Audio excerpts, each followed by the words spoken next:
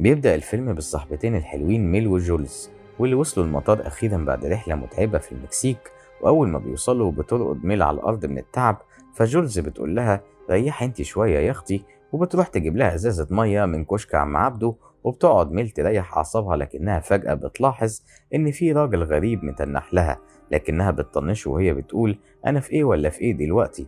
بعدها بيقرب منها شابين، واحد اسمه مات والتاني سيس، وبيحاولوا يجروا معاهم أي كلام وهي برضه مطنشة. ولما جولز بترجع لها بتقول لها عليكي بقى وعلى حنفية الحمام يا حبيبتي، لأن كل المحلات والأكشاك قافلة دلوقتي للأسف. فبيروحوا الاتنين يستنوا وصول الشنط بتاعتهم. وساعتها ميل بتشوف طفلة مش بتسمع، فبتحاول تتكلم معاها بلغة الإشارة. أما جولز ففجأة بتلاقي الواد سيس عايش دور الجنتل وبيساعد في شيل الشنط. أما ميل فحظها الأسود إن شنطتها مش بتوصل لها، والعامل اللي هناك بيقول لها تعالي بكرة وتستلميها إن شاء الله. فبتخرج مع جولز من المطار يستنوا عربية تروحهم. المشكلة إن الجو كان بيمطر لحد لما غرقوا، فأول ما بيلاقوا عربية معدية بيشاوروا للسواق وبيقولوا له بالله عليك خدنا معاك لأي حتة يابا الحاج. ساعتها بيقف لهم سواق تاني بعربية تانية وبيكون مصمم يركبوا معاه، ورغم إنهم بيقولوا له خلاص عمو الحاج هيوصلنا كتر خيرك، إلا إن راسه بتكون وألف سيف يوصلهم هو، لدرجة إنه بيخليهم يسألوا السواق هياخد كام. ولما بيعرف بيقول لهم إنه هيوصلهم بنص التمن. وبتستغرب البنتين من تصميمه قوي، لكن لما بيلاقوا السواق الأولاني زهق ومشي مش بيكون قصادهم غير إنهم يقبلوا عرض السواق المريب ده ويركبوا معاه. ولما بيطلعوا العربية بيلاقوا جواه راجل غلبان كده اسمه أندي. أما سيس ومات فكانوا بيمروا بنفس الموقف من شوية، وسيس بيفضل يقول إنهم لازم يركبوا نفس العربية اللي هتنقل البنتين علشان يتعرفوا عليهم أكتر.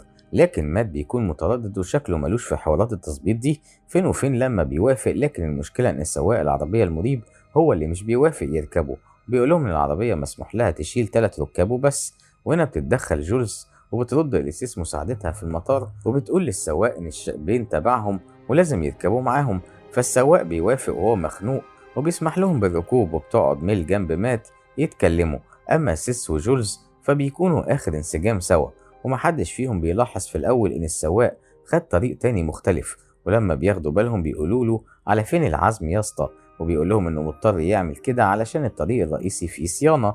المشكلة إن مفيش دقايق وبيلاقوا عربية في وشهم، فبيضطر السواق يفاديها في آخر لحظة، ونتيجة إن العربية بتتخبط والكاوتش بيفرقع. ساعتها جولز بتحاول تطلب اوبر ولا كريم، لكن للاسف الشبكه مش بتسعفها. وهنا مش بيلاقي مات حل قصاده غير انه يساعد عم الاسطى في تغيير عجله العربيه. ووسط الفراغ ده بتعرف جولز شلتها على الراكب الخامس الخجول اندي. اما مات فكان شغال تغيير في عجله العربيه. المشكله ان فجاه العربيه بتنزل مره واحده على ايد مات اللي كانت فوق العجله، والنتيجه انها بتهرس صوابع ايده اللي بتتقطع. وسيس بيقلع التيشيرت بتاعه وبيلف حوالين ايد صاحبه. أما السواق المريب فبنشوفه بيلم صوابع مات وبيحطها في شنطة في السر، وبيكمل الرحلة دي وكالعادة بيمشي في طريق مختلف. المرة دي سيس بيتعصب عليه، فالسواق بيوقف العربية وبيطلع سلاح يهددهم بيه. وأندي أبو قلب طيب بينهار وبيعرض عليه فلوس علشان يسيبه يمشي، لكن السواق بيرفض يخليه يمشي، وبيطلب من كل واحد يطلع موبايله ومحفظته ويشيلوهم معاه. وبيكمل الأخ المجنون ده طريقه وهم كلهم خايفين، وبتفضل ميل تشجعهم ياخدوا موقف لأن شكله مش ناوي يسيبهم، خصوصا إنهم شافوا وشه خلاص. وبتقول لهم إنه واضح كده إنه كان قاصد ينزل العربية على إيد مات. أما جولز فبتلاحظ شنطة إسعافات أولية فيها شعلة ممكن يستخدموها ضد السواق.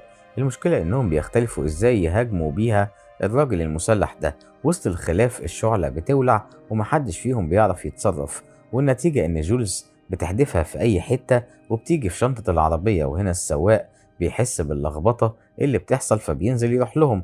وهنا بتفكر جولز تستغل الفرصة، فبتنزل وبتحاول تركب مكان السواق، لكن للأسف مش بتلاقي المفاتيح موجودة. ولما بتحس بالعجز بتقرر تزمر بالعربية وخلاص يمكن حد ينقذها. أما السواق فكان ولا همه كل اللي بيحصل. ولما بيدخل على الشباب بيمسك لهم السلاح بتاعه. في الأول بيوجهه ناحية أندي، لكن فجأة بيعور بيه وش سيس وكأنه بيدي تحذير للكل. وبعدها بيقرر ياخدهم لأقرب ماكينة فلوس في حتة مقطوعة، وبيخلي جولز تنزل تسحب له قرشين كده يمشي بيهم حاله. ساعتها البنت بتفكر في أي حل وبترمي شوية ورق في سلة الزبالة وبتولع فيهم على أمل تلفت نظر أي بني آدم في الصحراء دي. المشكلة إن الوحيد اللي بيتلفت نظره هو السواق نفسه، فبينزل بسرعة قبل ما الحريقة تكبر ويتفضح، لكنها بتقفل على نفسها من جوه الكابينة. في نفس الوقت ده بتفكر ميل تهرب من العربية، لكن طبعا السواق بيكون قافل عليهم كويس. من حظها إنها بتشوف حديدة على الأرض فبتكسر بيها الإزاز وبتنط من العربية. المشكلة إن السواق بيقولها بكل بساطة إنها لو هربت منه فهو هيسيب جولز صاحبتها جوه الكابينة لحد ما تتخنق من الدخان. وطبعا ميل مش بتقدر تسيب صاحبتها وبترجع تاني العربية زي الشطرة، وبيرجعوا كلهم العربية يكملوا رحلتهم السعيدة. ولما بيوصلوا عند سوبر ماركت بيقف السواق وبيدي ميل فلوس تجيب لهم شوية حاجات وإزازة مية كبيرة، وطبعا بيقولها إن أي حركة كده ولا كده هيقتل كل الركاب بما فيهم صاحبتها. وبتدخل ميل السوبر ماركت فعلا وهي منكسرة، ولما بتشوف الكاميرات بتعمل حركات بإيديها معناها إنها تحت التهديد. وقبل ما بتمشي بتسيب مع الكاشير ورقة كاتبة فيها تبص في الكاميرات وتبلغ الشرطة، لكن من حظها الأسود إن الكاميرات أصلا ما كانتش شغالة. المفاجأة بقى إنها لما بتخرج مش بتلاقي السواق بالعربية بالركاب، أما السواق فكان مكلبش أندي وسيس وبيخليهم يفتشوا في أي حاجة مهمة جوه شنط البنات، ومخلي مات وجولز مربطين نفسهم بحزام الأمان علشان ما يهربوش هما كمان. الغريبة إن سيس بيقدر يفك الكلبشات بتاعته، ولما بيطلب من أندي يهرب معاه بيرفض، فبيقرر سيس يخلع هو. المشكلة إن السواق بيكون شايف كل اللي بيحصل، فبيقرر يعاقب سيس بإنه بيدوس عليه بالعربية لحد ما بيتأكد إنه مات. وبعدين بيرجع ياخد ميل اللي شافت كل اللي بيحصل، وساعتها بيلاقيها جايبة تلج رغم إنه ما طلبش، وده علشان تحطه على إيد مات المصابة. وكمان بتوري مات إنها مخبية سكينة وسط التلج وبيستخدموها في فك الحزام اللي مربوطين بيه جوه العربية، قبل ما مات بيمسك كيس التلج ويكسر بيه الإزاز، وبيبدأوا هما الاتنين يصرخوا علشان حد في الشارع يساعدهم. لكن طبعا السواق بيسمعهم وبيروح لهم بالمسدس جري، وهنا مات بيستخدم السكينة وبيهاجموا بيها، وبتحصل بينهم عركة وبيشارك فيها مات بالسكينة والسواق بالمسدس وميل بكيس التلج. في الوقت ده أندي وجولز بيكونوا قدروا يفكوا نفسهم، فين وفين لما بيقدروا يسيطروا على السواق، وساعتها ميل بتاخد منه المفتاح وبتسوق بيهم أخيرا. وطبعا السواق قاعد متحصر تحت سيطرة أندي بالسكينة ومات بالمسدس. ورغم ان شكل العملية عدت على خير وكله تحت السيطرة، الا ان فجأة بدون اي مقدمات اندي بيمسك السكينة وبيرشقها في زور مات. وللأسف محدش ساعتها بياخد باله غير متأخر قوي، لما اندي بيكون خلاص قام من مكانه وخد السلاح كمان، وهدد بيه ميل انها تقوم من قصاد الدركسيون. وهنا بنكتشف ان اندي اساسا تبع السواق وعامل عبيط طول الرحلة علشان يتصرف لو حصلت اي مفاجآت، وبيبدأ يتعامل بمنتهى قلة الأدب مع البنات، لدرجة إن السواق المريب نفسه بيقول له خلاص يا أندي قلبك أبيض. بعد شوية بيقفوا سوا على كوبري قصر النيل، وساعتها أندي والسواق بيشيلوا سوا جثث سيس ومات وبيحدفوهم من فوق الكوبري وبيكملوا رحلتهم. وسط الرحلة بتشوف ميل حتة حديد على الأرض وبتحاول تشدها ناحيتها في السر كده، أما أندي فبيكون شاكك في البنتين وبيقرر يكتفهم أكتر، وكمان بيقطع حتة من شعر كل واحدة للذكرى الخالدة. وهنا ميل بتستخدم حتة الحديدة اللي لقيتها وبتضرب بيها أندي وبتحاول تفك نفسها بسرعة قبل ما السواق يرجع لهم. وأول ما بيوصل عندهم بتضربه بالحديدة على إيده وبتقعد مكان السواق وبتحاول تروح بالعربية لأقرب مكان فيه بشر بدل الصحراء اللي بقالهم ساعة ماشيين فيها دي. للأسف السواق بيوصل لها من تاني وهي مش بتلاقي قصادها غير إنها تطعنه في رجله بالسكينة اللي قصادها، وبتفضل تقاوم لدرجة إن حتى لما أندي بيتدخل بتقدر ميل تديله في وشه بطفاية الحريق. كل ده وهي سايقة بالعربية، والنتيجة إنهم طبعا بيلبسوا في أقرب حيطة. بعد الحادثة دي بتفوق جولز بتلاقي أندي ميت، أما السواق وميل صاحبتها فكانوا مرميين على الأرض وهم فاقدين الوعي.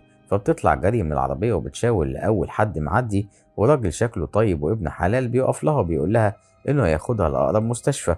ولما بتقوله على صاحبتها ميل بيقرر يبلغ الشرطة من موبايله، لكن للأسف خلال ثواني بيكون السواق المجنون داسه بالعربية. ونتيجة ده بتضطر جولز من تاني تركب العربية مع السواق تحت التهديد.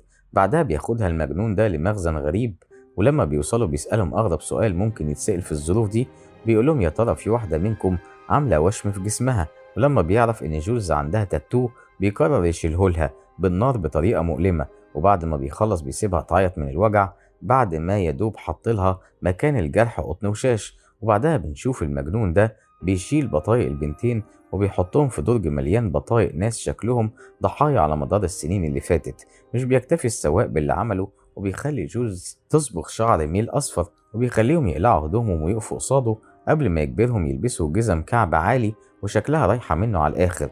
وبيظهر معاه فجأة راجل تاني، هو الراجل اللي كان بيبص على ميل في المطار باهتمام في البداية خالص شوية، وبيفتش السواق في حاجة البنات، وبيعرف إن جولز معاها أدوية لأنها مريضة، فبيحس إنه مش هيعرف يستفيد منها زي ما كان عايز، وبيقرر ياخدها العربية ويملاها بغاز ويموتها فيها مخنوقة. أما ميلفا بتكسر الإزاز وبتهدده إنها تقطع وشها، وبالتالي هو مش هيعرف يستفيد منها هي كمان في اللي هو عايزه ونواياه اللي مش مظبوطة. طبعا السواق بيقول لها اهدي كده وانا هعمل لك اللي انت عاوزاه، فميل بتستغل الفرصة وبتديله بالإزازة في ايده وفي رجله، ولما بيقع على الأرض بتنزل على وشه بأقرب حاجة ايديها بتطولها، وقبل ما يعمل أي رد فعل بتكون لقت المسدس فبتضربه بيه، وبتركب العربية من تاني علشان تهرب من فيلم الرعب ده. لكن المفاجأة إن الرصاصة بتكون عدت فوق دماغ السواق بسنتي واحد، فبيرجع لها تاني وبيهاجمها قبل ما تهرب، وخلال لحظات بيقدر يسيطر عليها وبيحطها جوه صندوق كبير فيه الحاجات اللي كانت اشتريتها من الماركت قبل كده. طبعا بتفضل البنت تصرخ وتصوت، لكن للأسف مفيش فايدة، وبياخد السواق المجنون ميل وهي جوه الصندوق. وساعتها بتلاقي ميل صور غريبة لستات متصورين في أوضاع مريبة، وبتلاحظ إن كلهم شعرهم مصبوغ أصفر ولابسين برضو الجزم البيضاء اللي بكعب عالي. واضح كده إن السواق المجنون بيعمل فيهم كده قبل ما يسافرهم يشتغلوا في شغلانات مش كويسة في أماكن بعيدة، وده اللي المفروض إنه هيكون مصير ميل هي كمان. وبتوصل فعلا ميل جوه الصندوق للمينا اللي هتسافر منها بالسلامة، وبنعرف إن رحلة ميل هتكون لشرق آسيا في نفس الوقت اللي بنشوف فيه شنطة ميل المتأخرة وصلت أخيرا المطار. وبيخلص الفيلم على كده.